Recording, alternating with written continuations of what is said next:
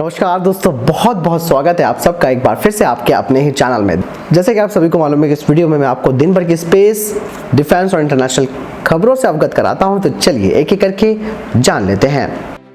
दोस्तों, अगर पहली खबर की बात करते हैं तो वो बीएसएफ को लेकर आ रही है। बीएसएफ और पंजाब पुलिस ने एक जॉइंट ऑपरेशन में पंजाब के अमृतसर के बीओपी कक्कड़ फॉरवर्ड क्षेत्र से आज सुबह हेरोइन के 22 पैकेट, 2 AKM राइफल और 4 मैगजीन बरामद किए। इस मामले में पुलिस ने 2 आरोपियों के खिलाफ FIR दर्ज भी कर दी है। इन आरोपियों में एक पाकिस्तानी स्मगलर और एक भारतीय नागरिक भी शामिल है। वहीं अमृतसर के ही तहसील अजनाला में भारत पाक सरहद में पाकिस्तानी घुसपैठियों को BSF के जवानों ने गोली मारकर मार गिराया। आरोपित के कब्जे से 2 AK-47 और 24 पैकेट हेरोइन बरामद किए गए।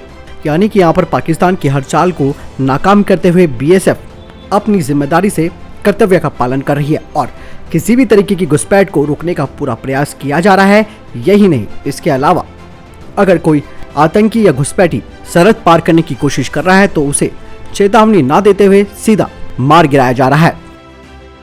अगली अपडेट भारत और चीन को लेकर आ रही है।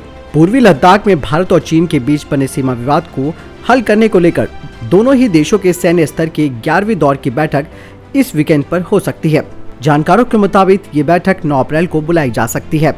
भारत और चीन के बीच पिछले साल अप्रैल-मई से चले आ रहे सीमा विवाद को सुलझाने के लिए कोर कमांडर लेवल की 10 बैठकें हो चुकी है। सैन्य वार्ता के दौरान दोनों देशों के बीच बातचीत का मुख्य उद्देश्य गोगरा हाइट्स, CNC जंक्शन और डेप्सांग प्लेन्स क्षेत्र को लेकर चल रहे विवाद को सुलझाने पर होगा। भारतीय पक्ष की ओर से ये साफ कर दिया गया है कि पीछे हटने को लेकर तभी सहमति बनेगी जब एक साथ निकासी समान होगी। दोनों ही देश सैन्य कमांडर लेवल की 10वीं बातचीत की सफलता को दोहराना चाहते हैं। दोनों ही देश चाहते हैं कि जिस तरह फरवरी महीने में पैंगोंग लेक एरिया में दोनों क्षेत्रों ने उस क्षेत्र का असैनिकरण किया, अपने अपने सैनिकों को वापस विवाद से पहले वाली जगह पर बुलाया, उसी तरह शेष क्षेत्रों में बने सीमा विवाद को बातचीत से ही सुलझा लिया जाए। आपको बता दें कि भारत डेप्सांग प्लेन्स एरिया पर विस्तार से बातचीत करना चाहता है, जहां चीन ने 3000 से अधिक सैनिक और भारी संख्या में वाहन जमा कर रखे हैं। अगली अपडेट ISI के आतंकी को लेकर आ रही है। एक अज्ञात ISI एजेंट ने अपनी असल पहचान या मकसद का खुलासा किए बिना कथित रूप से गुजरात में आग लगाने, आंतरिक सुरक्षा को खतरे में डालने और भारत को आर्थिक नुकसान पहुंचाने की योजना बनाई, जिसके तहत गुजरात में दुकानों को आग लगाने के लिए उसने 3 लोगों को लालच भी दिया था। अधिकारियों ने कहा कि अहमदाबाद क्राइम ब्रांच ने पाकिस्तान की जासूसी एजेंसी ISI की एक बड़ी साजिश के तहत 7 दुकानों को कथित तौर पर आग लगाने के आरोप में 3 लोगों को गिरफ्तार किया है। आपको बता दें कि पाकिस्तान पैसे की जरूरतों को पूरा करने के लिए इन अपराधियों को बेवजह भड़काकर आतंक फैलाने का काम कर रहा था। आपको बता दें कि गिरफ्तार लोगों की पहचान भूपेंद्र वंजारा, अनिल खटीक और अंकित पाल के रूप में हुई है। इन तीनों ही अपराधियों के खिलाफ भारतीय दंड संहिता की धारा 121, जिसमें कि सरकार के खिलाफ युद्ध छेड़ना और 120B आपराधिक साजिश और UAEA के संबंधित प्रावधानों के तहत मामला दर्ज कर दिया गया है। अगली अपडेट राफेल विवाद को लेकर आ रही है। भारत की एक कंपनी ने कहा कि उसने राफेल लड़ाकू विमान के 50 मॉडलों की आपूर्ति इसके निर्माता दसॉल्ट एविएशन को की थी। इससे एक दिन पहले फ्रांस की मीडिया में विमान सौदे की एक खबर आने पर इस पर विवाद पैदा हो गया था। फ्रांसीसी मीडिया पोर्टल के अनुसार देश की भ्रष्टाचार रोधी एजेंसी की जांच का हवाला देते हुए बताया गया कि दसॉल्ट एविएशन ने विमान के 50 मॉडलों के लिए डिफेंस सॉल्यूशन को लगभग 10 लाख यूरो का भुगतान किया था, जिन्हें उपहार के रूप में दिया जाना था। मीडिया की खबर में कहा गया कि एजेंसी फ्रांसीसी एंटी करप्शन के निरीक्षणों को इस बात का कोई सबूत नहीं दिया गया कि ये मॉडल बनाए गए थे। डिफेंस सॉल्यूशन ने एक बयान और टैक्स इनवॉइस जारी करते हुए कहा कि यह आरोप पूरी तरह से निराधार है। कंपनी ने बयान में कहा कि ये दावा पूरी तरह से निराधार है, बेबुनियाद और भ्रामक है, जिसमें ये कहा गया है कि डिफेंस ने कभी भी राफेल विमानों के 50 मॉडलों की आपूर्ति नहीं की। कंपनी ने कहा कि रक्षा कंपनी से प्राप्त खरीद ऑर्डर के आधार पर राफेल विमानों के 50 मॉडल दसॉल्ट एविएशन को पहुंचाए गए थे। कंपनी ने कहा कि ऐसी आपूर्ति से संबंधित डिलीवरी चालान, ई-वे बिल और GST रिटर्न संबंधित अधिकारियों के साथ विवाद दाखिल किया है। मीडिया पार्ट ने अपनी खबर में कहा कि दसॉल्ट समूह AFA को ये दिखाने के लिए एक भी दस्तावेज मुहैया नहीं कराया गया कि ये मॉडल मौजूद थे और इनकी आपूर्ति की गई थी, जिसकी एक तस्वीर भी नहीं थी। निरीक्षकों को यह संदेह है कि ये एक फर्जी खरीद थी जिसे गुप्त वित्तीय लेन देन को छुपाने के लिए तैयार किया गया था।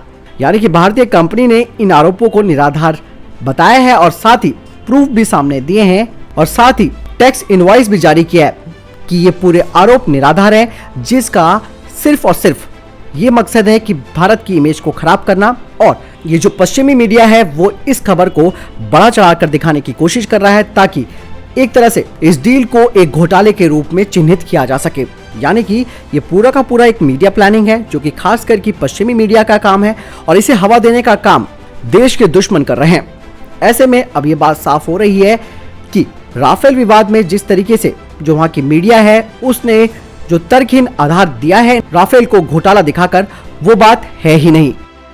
दोस्तों यहाँ तक अगर आपको डिफेंस अपडेट पसंद आई हो तो वीडियो को लाइक और कमेंट जरूर कीजिएगा, साथ ही इस चैनल को सब्सक्राइब करना ना भूलिएगा। अगली अपडेट की बात करते हैं तो भारतीय नेवी को लेकर आ रही है। भारतीय नेवी ने मौजूदा और भविष्य की पारंपरिक पनडुब्बियों पर इस्तेमाल किए जाने वाले स्वदेशी 5MW propulsion मोटर के विकास के लिए एक RFI जारी की है। स्टैंडर्ड डॉक्यूमेंट के अनुसार OEM यानी कि मूल उपकरण निर्माता से 5MW propulsion मोटर की 6 यूनिटों के लिए स्वदेशी रूप से डिजाइन और निर्मित IIDM श्रेणी के अंतर्गत ये कॉल कराता है।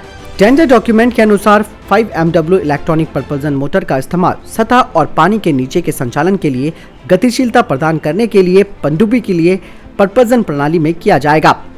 5MW इलेक्ट्रॉनिक propulsion मोटर को बिजली की आपूर्ति पनडुब्बी की मुख्य बैटरी के माध्यम से प्रदान की जाएगी और इनमें 5MW का शाफ्ट उत्पादन होना चाहिए और इसका अधिकतम वजन 71 टन होना चाहिए। टेंडर डॉक्यूमेंटों के अनुसार जीतने वाले विक्रेता को अनुबंध पर हस्ताक्षर करने की तारीख से 30 महीनों के भीतर परियोजना को पूरा करना होगा। पहले 15 महीनों में उसे 5MW इलेक्ट्रिक propulsion मोटर के डिजाइन और कॉन्फ़िगरेशन को अंतिम रूप देना होगा और 26 महीनों में भूमि आधारित परीक्षणों के लिए भूमि आधारित प्रोटोटाइप का विकास शुरू करना है। साथ ही परीक्षण और वैलिडेशन यानी कि सत्यापन 36 महीनों के बाद पूरा होना चाहिए। डीजल इलेक्ट्रिक पनडुब्बी में propulsion सिस्टम में विभिन्न system diesel generator, fuel cell battery, air independent propulsion system और एक propulsion मोटर से बने होते हैं। propulsion मोटर पनडुब्बी की मुख्य बैटरी से अपनी शक्ति खींचती है जो अंततः एक शाफ्ट के माध्यम से प्रोपेलर को चलाती है। इस 5MW इलेक्ट्रिक propulsion मोटर का उपयोग क्या होगा इसका खुलासा किया जाना बाकी है, लेकिन इसका भारतीय नौसेना में मौजूदा पनडुब्बी बेड़े में इस्तेमाल होने की संभावना नहीं है। इलेक्ट्रॉनिक propulsion मोटर जो 5 से 6 MW की सीमा में शाफ्ट के लिए बिजली उत्पादन करते हैं, आमतौर पर डीजल इलेक्ट्रिक पनडुब्बियों में देखा जाता है जो 3000 से 4000 मैट्रिक टन के डिस्प्लेसमेंट को सबमर्ज यानी कि जलमग्न कर देते हैं। अगली अपडेट भारत और रूस को लेकर आ रही है। रूस और भारत सैन्य उपकरणों के अतिरिक्त उत्पादन पर चर्चा कर रहे हैं। रूस के विदेश मंत्री सर्गेई लावरोव ने कहा कि इस तरीके का भारत और रूस का अतिरिक्त उत्पादन यानी कि रक्षा उत्पादन अमेरिका को भड़का सकता है। हालांकि रूस के विदेश मंत्री ने ये बात नहीं बताया कि भारत के साथ वो किस तरीके के उपकरण बनाएंगे। दोनों देशों के अधिकारियों ने कहा कि उनकी सरकारें कुछ वर्षों से भारत में रूसी सैन्य हेलीकॉप्टरों को बनाने की संभावनाओं पर चर्चा कर रही है। साथ ही रूसी विदेश मंत्री ने कहा कि हम सैन्य तकनीकी सहयोग के विकास के प्रति अपने दृढ़ संकल्प की पुष्टि करते हैं। उन्होंने कहा कि भारत ने रूसी मिग लड़ाकू विमानों और Su-30 जेट्स को लाइसेंस के तहत बनाया है और दोनों देशों ने मिलकर सुपरसोनिक ब्रह्मोस क्रूज मिसाइल को भी विकसित किया है, जबकि ज्वाइंट डिफेंस प्रोडक्शन यानी कि संयुक्त रक्षा उत्पादन प्रधानमंत्री नरेंद्र मोदी के मेक इन इंडिया कार्यक्रम के साथ फिट होगा और इससे अमेरिका को पछाड़ा जा सकता है। आपको बता दें कि वॉशिंगटन ने पहले ही भारत को चेतावनी दी थी कि अगर वो 2018 के एक सौदे के तहत रूसी S-400 मिसाइल प्रणाली खरीदेगा तो भारत को प्रतिबंधों का सामना करना पड़ सकता है। भारत ने 2019 में 800 मिलियन का प्रारंभिक भुगतान भी किया है और इसकी मिसाइल बैटरियों का पहला सेट इस वर्ष के अंत तक वितरित होने की उम्मीद है। साथ ही रूस के विदेश मंत्री ने कहा कि रूस पारंपरिक रूप से भारत का मुख्य हथियार आपूर्तिकर्ता रहा है, लेकिन भारत ने हाल के वर्षों में अमेरिका और इजराइल की ओर रुख किया है ताकि हमले के हेलीकॉप्टर, परिवहन विमानों और उच्च तकनीक वाले ड्रोनों और अन्य निगरानी उपकरणों की आपूर्ति हो सके। अगली अपडेट पाकिस्तानी वायुसेना को लेकर आ रही है जो 2047 तक 5वीं पीढ़ी का लड़ाकू विमान बनाने की योजना बना रहे हैं। पाकिस्तानी एयरफोर्स के एक वरिष्ठ रैंक वाले अधिकारी ने कहा कि PAF 2047 तक यानी कि पाकिस्तानी एयरफोर्स 2047 तक सभी 5वीं जनरेशन वाले फाइटर जेट्स को अपने चौथी पीढ़ी के फाइटर जेट से रिप्लेस कर देगा। प्रोजेक्ट आजम के तहत अपनी अगली पीढ़ी के लड़ाकू विमान यानी कि NGFA कार्यक्रम के तहत स्थानीय स्तर पर 5वीं पीढ़ी का फाइटर जेट वो विकसित करेंगे। अब ये बात क्लियर नहीं है कि प्रोजेक्ट आजम के तहत NGFA की स्थिति क्या है, लेकिन पाकिस्तानी रक्षा portal Quwa defence news and analysis group के अनुसार प्रारंभिक डिजाइन अभी जारी है और पाकिस्तानी एयरफोर्स को अभी डिजाइन को अंतिम रूप देना बाकी है। पाकिस्तानी एयरफोर्स का दावा है कि 5वीं पीढ़ी के विमान स्थानीय रूप से डिजाइन और निर्मित होंगे, लेकिन ये क्लियर नहीं है कि इसमें चीन की तकनीक का इस्तेमाल होगा या नहीं। पाकिस्तानी एयरफोर्स ने शुरू में दावा किया था कि NGFA का प्रोटोटाइप 2028 तक अपनी पहली उड़ान बनाएगा, लेकिन रिपोर्ट के अनुसार 2028 तक भी ऐसा होने की संभावना नहीं है, क्योंकि डिजाइन पर अभी काम जारी है।